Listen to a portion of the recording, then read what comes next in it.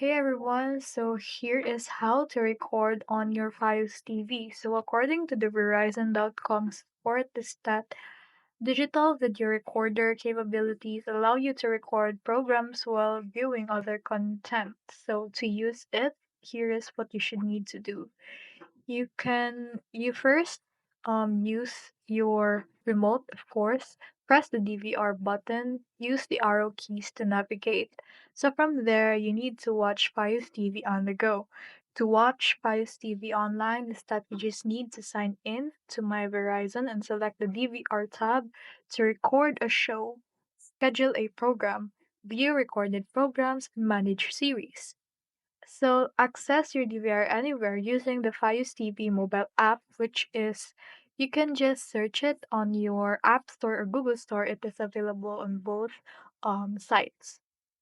So again, if you have enhanced on TV or premium TV, you can stream recorded shows using the app by selecting DVR, go then to filter or DVR location.